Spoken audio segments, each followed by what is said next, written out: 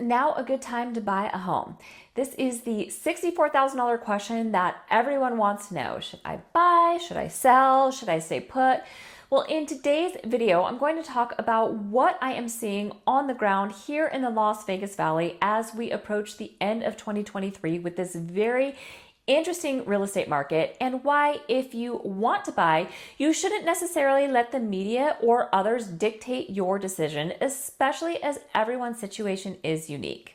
Hi everyone, it's Lauren Stark with Elite Realty. If you're just tuning into my channel for the first time, welcome. I'm a native Las Vegan and real estate agent. My channel is dedicated to providing valuable content to you to be your resource when it comes to buying and selling real estate here in the Las Vegas Valley. So if you haven't yet subscribed to my channel, please subscribe. Give my videos a thumbs up. It really helps my channel out. And with that being said, let's just jump right into it.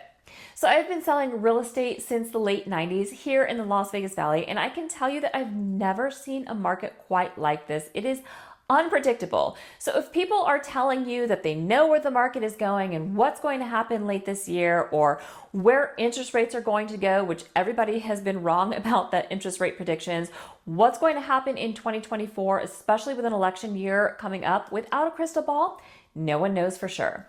So what makes this market so unusual? First of all, interest rates are high and could be headed higher, but inventory levels are still very low. Clark County is currently the #1 area for inbound migration, and this includes the cities of Las Vegas, Henderson, and North Las Vegas. Now, I have seen some real estate professionals and talking media heads and experts saying, don't buy, wait, don't buy, sit on the sidelines and wait. It's all going to come crashing down. Human nature dictates that you're going to agree with whomever shares your same opinion. But to be honest, those predictors have done you a disservice if you were really wanting to buy a home and were waiting on the sidelines based on that advice, waiting for home prices to fall and waiting for interest rates to come down. And they've done nothing but the opposite. Interest rates have continued to climb and inventory continues to shrink in Las Vegas and Henderson in particular, in the desirable neighborhoods with top-rated schools, hospitals, and community amenities. Demand simply continues to outstrip supply, and inventory is sufficiently low enough to signal we're still in a seller's market. Let me show you this article from August 23rd, 2023. I'll link this in the description box below for you as well. Have prices bottom? 5 monthly declines end in July. Home sales dropped 22.3% year to year, but prices don't seem to care. There is a near record low of inventory of properties on the market. Then it goes on to say, so where do prices go from here? Home buyers hoping for a big drop may be disappointed.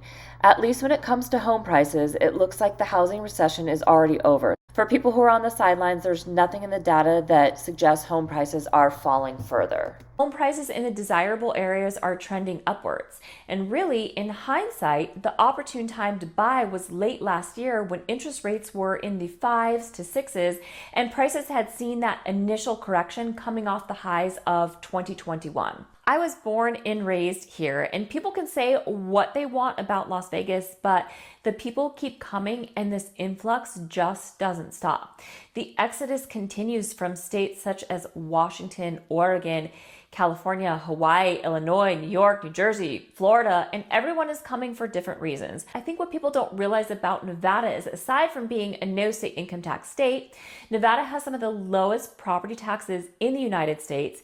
There is no inheritance tax, hence the boomer influx. There's no capital gains tax on a property that's appreciated that's owed to the state. So we're a very investor-friendly environment, unlike in California.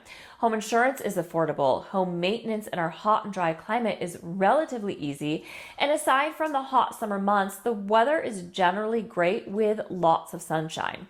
Homeowners insurance is also readily available in the state for relatively reasonable costs, unlike other tax-free states such as Texas and Florida, with tornadoes and hurricanes driving insurance costs higher and higher. So what should you do if you're wanting to purchase a home? My suggestion is to assess your situation and weigh the pros and cons. New homes are selling really well, which I actually predicted in a video that I filmed last summer when the market initially corrected itself. Home builders want your business. With the current shift in the market, new home builders are now starting to offer incentives is incentives that they're offering are awesome, but they change week to week.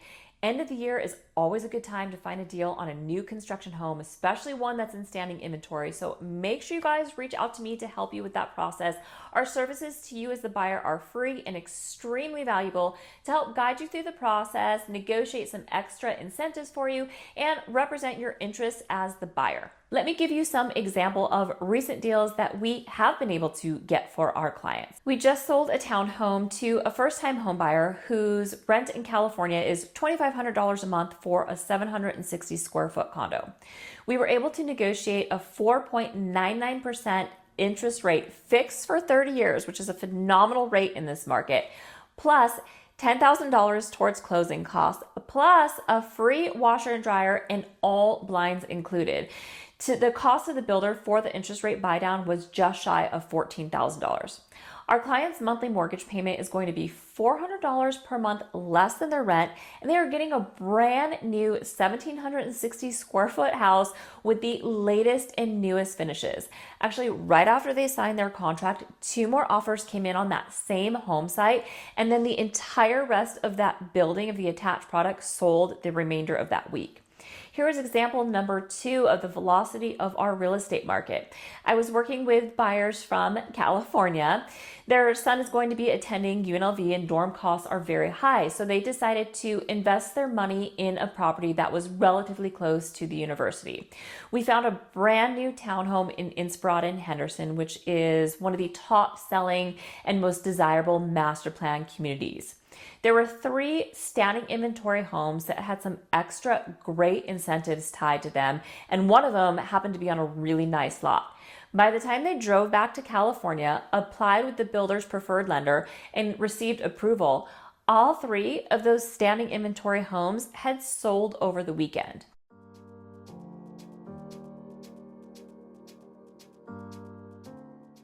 Our real estate market is not doing what is expected, normal, or standard in this environment of rising interest rates. I am seeing that properties that are in that affordable range of $400,000 to $450,000 are selling very quickly, and the $1 million price point and over are also selling pretty quickly. We still have a lot of cash buyers in our market, about 25%, and there's no signs of slowdown with the luxury market with the continuation of the California exodus. The number one factor creating this anomaly is the continual ongoing California exodus that is seeing no signs of slowing down. It is like a rolling stone gathering up moss and getting bigger and bigger, creating momentum that has no signs of stopping. With Inflation Nation and no signs of a plan for slowing rising costs down, real estate is a good place to park some money and create generational wealth, right?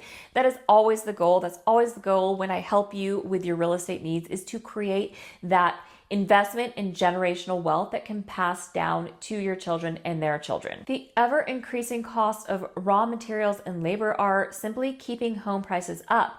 And I've seen some comments on my channel on home tours that I've filmed with affordable properties in that $400,000 range saying, this is not affordable. How is this affordable? And I'm just going to wait until it goes back down to $250,000. Unfortunately, that is just not realistic for new build homes in Las Vegas any longer, in my opinion. Not with the continued demand and lack of supply in both land and homes. We need a 6-month supply of inventory for a normalized real estate market, and right now we are hovering around a 2-month supply of inventory.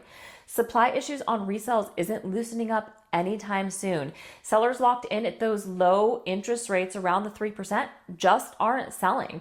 They're not going to put their houses on the market unless they absolutely have to. They're just going to stay put, thereby keeping inventory levels at bay. And now let me address sellers in this market. If your home is listed for sale or you plan to list your home for sale, you definitely need to be realistic on your price.